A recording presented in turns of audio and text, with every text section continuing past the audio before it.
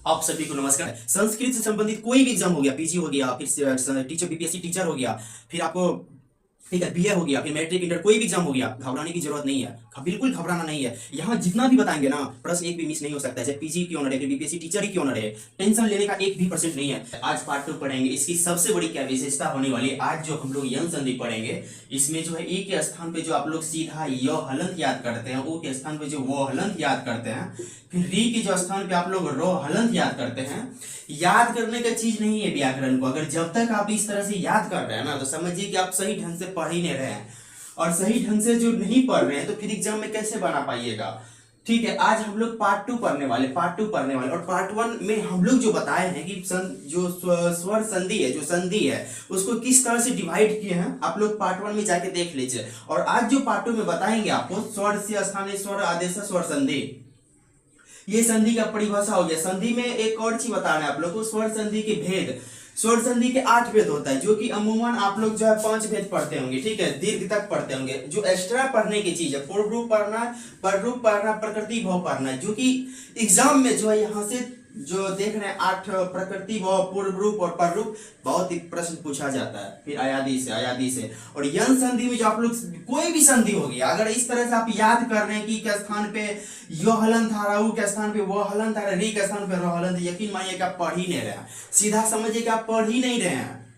एक ही अर्थ में सीधा समझिए पढ़ ही नहीं रहे हैं। इसको पूरा समझने के लिए आप लोग को आइए अब स्टार्ट करते हैं कि स्वर का थोड़ा सा इंट्रोडक्शन जानेंगे और स्वर से स्थानीय स्वर, आदेश स्वर संधि संस्कृत में परिभाषा है। इसका जो हिंदी में होता है, स्वर का स्वर से मेल होने पर जब किसी एक स्वर में या दोनों स्वर में विकार उत्पन्न कर दे तो स्वर संधि है। ठीक है, संस्कृत में इसका परिभाषा जान लीजिए। स्वर से स्थानीय स्वर, आदेश स्वर संधि, स्वर के स्थान पे स्वर आदेश होता है। क्लियर हो गया। स्वर संधि के भेद 8 भेद होता है। संस्कृत में जो हम लोग को 8 भेद को पढ़ना है। ठीक है, समझ रहे हैं बात को। संस्कृत में क्या करना है, 8 भेद को पढ़ना है। पहला यन संधि को पढ़ेंगे, दूसरा गुण संधि को, तीसरा आयाति को, चौथा वृद्धि, पांचवा दीर्घ, छठा पूर्व रूप, सातवां पर रूप और प्रकृति भाव। पूर्व रूप तो समझिए कि आप संस्कृत बुक जिस समय पढ़ रहे होंगे, पूर्व रूप हो गया और पर रूप हो गया, इनसे जो लाइन बाय लाइन जुड़ा हुआ रहता है। जब तक इनको नहीं समझिएगा तो संस्कृत बुक पढ़ना कठिन हो जाएगा, आप यकीन मानिए। और संधि हो गया, प्रत्यय हो गया, समास हो गया, फिर आपका व्याकरण से संबंधित हो गया, साहित्य हो गया। प्रश्न एक भी मिस नहीं होगा, एक भी प्रश्न मिस नहीं हो सकता, यकीन रखिए, आप लोग विश्वास कीजिए। ठीक है, तो आइए हम लोग जो है यन संधि को स्टार्ट करते हैं। ठीक है, यन संधि जो ई के स्थान में जो आप लोग युवा को जो याद करते हैं, आया है कहां से, उनको सबसे पहले समझाते हैं। ये आया है कहां से, इनको तो समझेंगे ना। हिंदी के तौर तरीका को भूल जाना आप लोग जब संस्कृत पढ़ते हैं तो। ई के स्थान पर जो य आया है, ये सबसे बड़ी इंपॉर्टेंट है। ठीक है, हम लोग को रटना बिल्कुल नहीं है, इनको कॉन्सेप्ट समझते हैं। आइए समझना स्टार्ट करते हैं। आइए यन संधि को स्टार्ट करते हैं। ठीक है, यन संधि का जो सूत्र होता है ना, संधि जो संस्कृत होता है उसमें सूत्र होता है। अगर आप सूत्रों को ध्यान रखते हैं तो संस्कृत बहुत इजी हो जाएगा। संस्कृत में एक चीज और बताना चाहते हैं। ठीक है, संस्कृत से संबंधित कोई भी एग्जाम हो गया, पीजी हो गया, फिर टीचर बीपीएससी टीचर हो गया, फिर आपको ठीक है बीए हो गया, फिर मैट्रिक इंटर कोई भी एग्जाम हो गया, घबराने की जरूरत नहीं है। बिल्कुल घबराना नहीं है। यहाँ जितना भी बताएंगे ना, प्रश्न एक भी मिस नहीं हो सकता है, चाहे पीजी क्यों ना रहे, फिर बीपीएससी टीचर ही क्यों ना रहे। टेंशन लेने का एक भी परसेंट नहीं है। यन संधि का जो सूत्र होता है ना, इनको ध्यान रखिएगा। ठीक है, यन संधि का सूत्र होता है इको यंची। ठीक है, सूत्र क्या होता है, इको यंची। इन सूत्र को आप लोग सीधा समझिएगा, इको यंची। मेरा क्लास में आप लोग जो है ना रटिएगा बिल्कुल नहीं। ठीक है, रटना तो है ही नहीं। अब समझिए इनको इको यंची। ठीक है, इसका वृत्ति को लिख देते हैं। ठीक है, इसका वृत्ति होता है, इन दोनों को समझिएगा। सूत्र से हम लोग समझ रहे हैं, रटने नहीं रटिएगा। ठीक है, वृत्ति होता है इक स्थाने यन स्याद अचि संहितायाम विषये। ठीक है, ये अनुस्वार बन जाएगा। ये कैसे अनुस्वार बना आप लोग को धीरे धीरे फिर जब आगे बताएंगे अनुस्वार व्यंजन को, तब आप लोग समझ लीजिएगा। अब समझिएगा, एक स्थाने यानी एक स्थान में यन होना चाहिए। एक के स्थान पे यन आदेश होगा।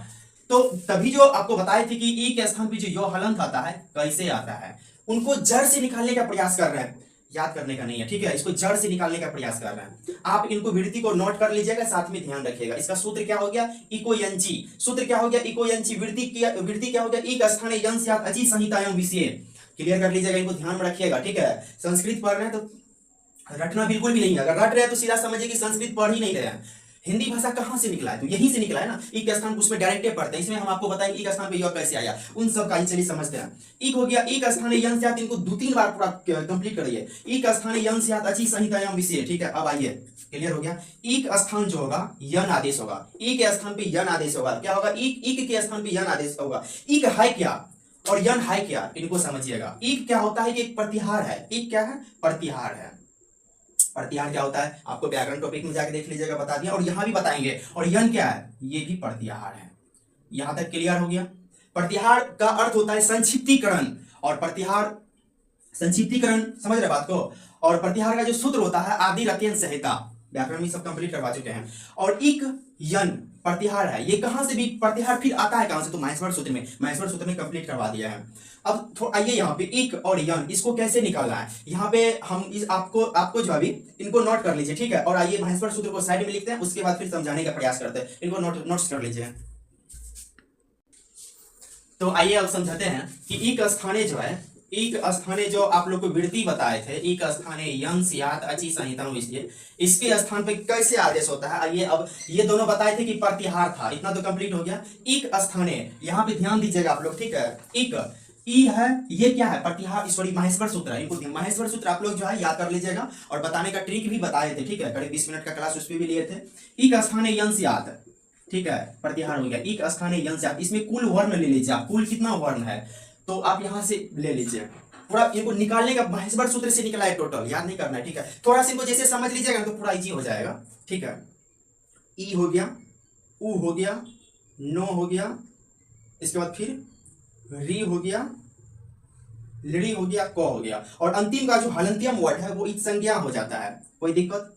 कट गया, ठीक है, कोई दिक्कत यहां तक नहीं। चलिए अब इस साइड आइए, ठीक है। इस साइड का ई का स्थान यन हो गया, यहां से ई से स्टार्ट, क्योंकि ई है तो सीधा ई से लेंगे, और को हलंत्यम है तो फिर को हलंत्यम तक जाएंगे। यहां तक कोई ई ले लिए, फिर वो ले लिए, नो ले लिए, री लिए और को हलंत लिए, ठीक है। ये ई संज्ञा हो जाता है। इस संज्ञा में बता चुके हैं, इस संज्ञा कैसे हलंत्यम सूत्र अनुसार इनका अंतिम वर्णों का इस संज्ञा हो जाता है, ठीक है। अब समझिए यन, यहाँ पे है यन, यन भी प्रतिहार है। यन समझिए, य से स्टार्ट करेंगे और अंतिम कहाँ है? नो हलंत तक है, नो हलंत तक है, ठीक है। तो यहाँ पे देखिए य व र ट ल न, नौ तक जाएंगे। इसमें को टोटल वर्ण ले लीजिए आप, य व र ट हलंत ले लीजिए, फिर ल न हलंत ले लीजिए, और अंतिम का जो वर्ण होता है, ठीक है, वो हलंत्यम सूत्रानुसार की संख्या हो जाती है, फिर नो हलंत की हो जाती है। फिर यहाँ पे आप टोटल वर्ण को लिख दीजिए, य व र लो, इन टोटल वर्णों को आप ध्यान रखिएगा, ठीक है। उस साइड लिखने का प्रयास कर रहे हैं। माहेश्वर सूत्र आप लोग 14 है, उनको भी याद करने का ट्रिक बताए थे, जो कि काफी इंपॉर्टेंट है। उन सूत्र आप उन ट्रिकों से याद करते हैं तो माहेश्वर सूत्र आसानी से क्लियर हो जाएगा, ठीक है। तो आइए इनको उस साइड लिखने का प्रयास करते हैं कि कैसे आया है। देखिएगा यहाँ पे जैसे ई है, उ है, री है, लरी है, ठीक है। ई हो गया, फिर उ हो गया, री हो गया, ली हो गया, कोई दिक्कत हो गया? यहाँ ई हो गया, उ री लड़ी, इसका इस संज्ञा हो गया, इसको नहीं लेना है, ठीक है, कोई दिक्कत नहीं है, ठीक है। देखिए इसके स्थान पे इनको कर रहे हैं तो इनको पहले लेना है, यहाँ पे इनको बाद में लेना है, यहाँ से कोई दिक्कत, बाद में लीजिए। जैसे जैसे इसके स्थान पे हो गया, इसके स्थान पे जैसे क्रम है ना वैसे ही क्रम लीजिए। फिर ये क्या शेष बचा? तो फिर य शेष बचा, ठीक है, य बचा, फिर व बचा, फिर क्या बचा? र बचा, फिर क्या बचा? लो हलंत बचा। समझ गए ना कहां से आया था? रटने का नहीं है। फिर आप जैसे ई है तो इनको फिर बड़ी ई कर दीजिए, कोई दिक्कत नहीं है, सेम ही बात होगा, बड़ी री कर दीजिए। और समझिएगा यहाँ जो लिरी है ना, लिरी का दीर्घ नहीं होता है। लिरी का क्या होता है कि दीर्घ नहीं होता है, ठीक है। क्लियर हो गया। ये यो हलंत है, ठीक है, इसको गलती नहीं कीजिएगा, सो नहीं है, यो हलंत है। ई के स्थान पे यो हलंत, उ के स्थान पे वो हलंत, री के स्थान पे रो हलंत, और लेडी के स्थान पे लो हलंत। बात क्लियर हुआ? समझे कहां से आया? माहेश्वर सूत्र से आया था। और ई का स्थान यन स्यात् जो हम वृत्ति बताए हैं, उन वृत्ति को ध्यान रखिएगा। और वो ई क्या हो गया? प्रतिहार हो गया, यन क्या हो गया? प्रतिहार हो गया। आप लोग बताइएगा कि हम जो क्लास का टाइमिंग रखेंगे कितना मिनट का टाइमिंग रखेंगे, और आप लोग कितना मिनट तक क्लास कर सकते हैं। एक चीज और विशेष बात बताना चाह रहे हैं कि आप लोग पूरा क्लास को पूरा देखने का प्रयास कीजिए, ठीक है, और पूरा नोट्स बनाने का प्रयास कीजिए। यकीन रखिए एक भी प्रश्न मिस नहीं होगा। जिस तरीका से बता रहे हैं एक भी प्रश्न मिस नहीं होगा, और इतना ज्यादा प्रैक्टिस सीट भी करवा देंगे, इतना ज्यादा करवा देंगे कि मिस होने का नाम ही नहीं लीजिए, ठीक है। इतना तो क्लियर हो गया ना कि हम लोग जब इनको कहां से आया, जब वो निकाल लेते हैं तो फिर प्रश्न कहां से आएगा वो तो आसान है ना, वो तो एग्जामिनर सेट करता है। तो कौन नहीं, ऋषि मुनि का दिया हुआ, उनको निकाल लेते कि कहां से कहां दिया हुआ है। इतना तो क्लियर हो गया। अब हम लोग को क्या करना है, ई के स्थान पे जो यो हलंत आता है, इसका जितना एग्जाम्पल हो गया अभी समझने का प्रयास करते हैं। आइए इनको समझने का प्रयास करते हैं। आशा करता हूं कि आप लोग इनको इतना समझ गए होंगे, ठीक। आइए अब जो है ई के स्थान पे जो यो हलंत होता है, इनके एग्जाम्पल को देखने का प्रयास करते हैं। आइए इनको समझते हैं।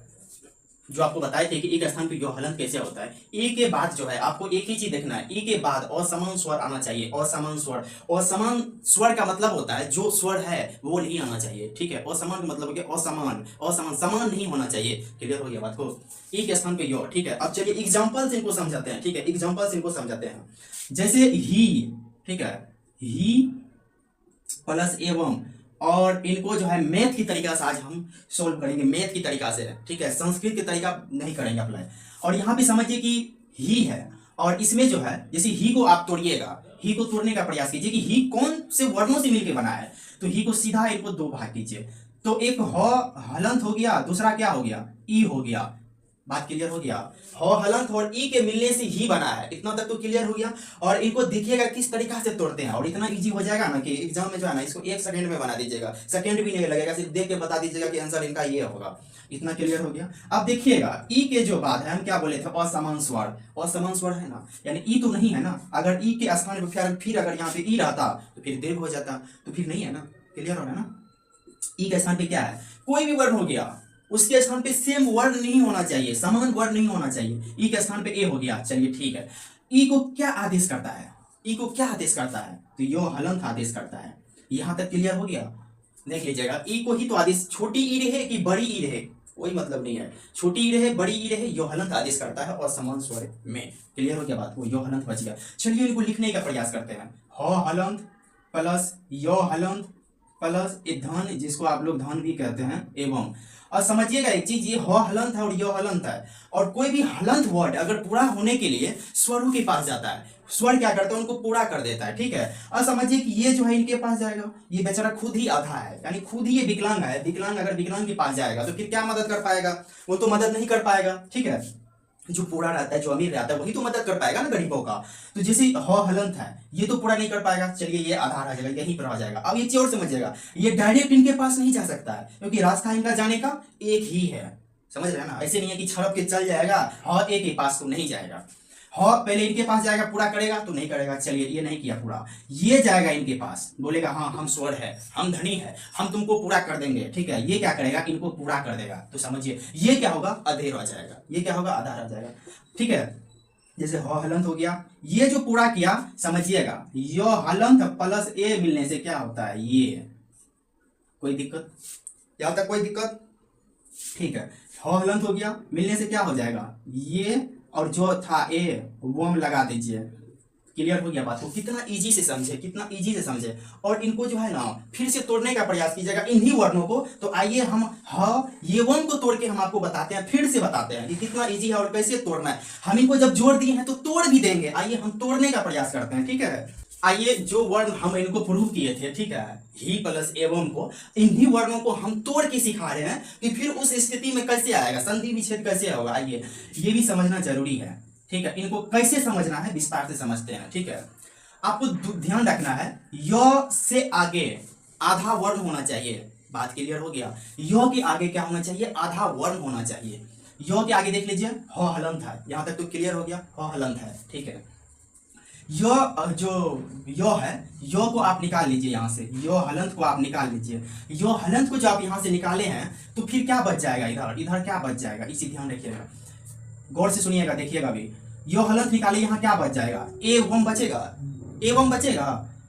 ये जो है, अब एक चीज थोड़ा अच्छा से समझ लीजिए, यो हलंत प्लस ए, यही मिलने से क्या होता है, ये बन गया है, बना है ना। वही चीज तो बता रहे हैं, यो हलंत हम निकाल लिए तो क्या बचेगा, एवं बच जाएगा, ठीक है, एवं बच जाएगा। बात क्लियर हो गया, उसको रहने दीजिए, ठीक है, हो गया। अब समझिए कि यो हलंत को जो हम आदेश करते थे, क्या करते थे, ठीक है। ई के स्थान पे यो होता था, अब जो है यो के स्थान पे क्या होगा, यो के स्थान पे क्या होगा, ई हो जाएगा। कोई दिक्कत, कोई दिक्कत नहीं, ठीक है। अब समझिए, ह हलंत प्लस ई है, ई आ जाएगा, प्लस एवं, एवं आ गया, बताइए। और ये जो है इनके पास चल जाएगा, पूरा हो जाएगा, बना दीजिए, ही प्लस एवं, अब बताइए, अगर आप लोग इस तरीका से पढ़िएगा तो कहीं दिक्कत होगा? नहीं होगा दिक्कत। आइए सेकेंड एग्जाम्पल को भी लेते हैं, सेकेंड एग्जाम्पल को भी समझते हैं, इसी तरीका से समझते हैं। ठीक है, पूरा व्याकरण जो है इतना इजी करवा देंगे ना, पूरा व्याकरण इतना कि आप सोच भी नहीं सकते हैं कि सच में इतना इजी है व्याकरण, और साहित्य भी इतना इजी है। व्याकरण में कोई भी टॉपिक हो गया, वाक्य निर्माण हो गया, बुक भी पढ़ रहे हैं ना, बहुत इजी हो जाएगा, बहुत इजी। तो आइए अब हम लोग जो है सेकेंड एग्जाम्पल को समझते हैं। जैसे यहाँ पे जो है प्रत्याशा वर्ड है, प्रत्याशा। अब आपको क्या बताए थे कि य से आगे एक चीज देखना है कि हलंत होना चाहिए। ये तो है, ठीक है, ये तो है, हलंत तो है ना, ये तो है, प्र तो हलंत, ठीक है, तो हलंत यासा। इसमें से आप जो है यो को निकाल लीजिए, यहाँ से यो हलंत को जो निकालिएगा तो यहाँ से क्या बच जाएगा, यो हलंत निकालिएगा तो आशा बच जाएगा, आशा। क्या बच जाएगा? आशा, ठीक है, आशा। कोई दिक्कत? कोई दिक्कत नहीं। अब ठीक है, उधर हो गया। अब ई के स्थान, यो हलंत के स्थान पे क्या होगा? ई आदेश होगा। इतना तक तो क्लियर हो गया। इधर क्या बचा था? इधर वही जो था, पर प्लस तो हलंत प्लस ई, ठीक है, टी ई प्लस आशा। पर क्या है? उपसर्ग है, ये तो ठीक से रहेगा, ये इनके पास जाएगा, क्या बन जाएगा? प्रति, प्रति प्लस आशा।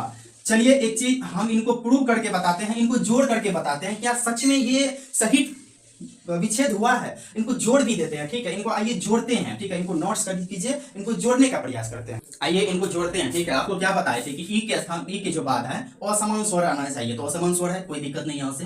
तो यहाँ जो ई निकालिएगा, प्रति में जो ई है, ठीक है, ई है ना, यहाँ क्या बच गया? पर तो हलंत बच गया, पर तो हलंत, यही ना मिलने से प्रति बना था, तो ई के स्थान पे क्या हो जाएगा? यो हलंत हो जाएगा। कोई दिक्कत है? उधर शेष क्या बचा था? आशा, आशा को लिख दीजिए, कोई दिक्कत नहीं है। दिक्कत कल इनका जो है आप लोग को थोड़ा सा एग्जाम्पल को और बता देंगे, अभी यहाँ समझिए, ठीक है। पर तो हलंत प्लस यो हलंत प्लस आशा, ठीक है, ये क्या करेगा? पूरा होने के लिए आगे जाएगा स्वरों के पास, तो स्वर तो आगे है नहीं, व्यंजन पूरा नहीं होगा, ये जाएगा इनके पास तो पूरा हो जाएगा, ठीक है। तो क्या बन जाएगा? प्रत्याशा, प्रत्याशा। ये इनके पास या पूरा हो गया और ये आधा हो गया, ठीक है। आशा करता हूं कि आप लोग समझ गए होंगे, और कल जो होगा इससे संबंधित पूरा एग्जाम्पल को बता देंगे, ठीक है। अगर पसंद आया होगा तो आप लोग सब्सक्राइब कर दीजिएगा। जय हिंद।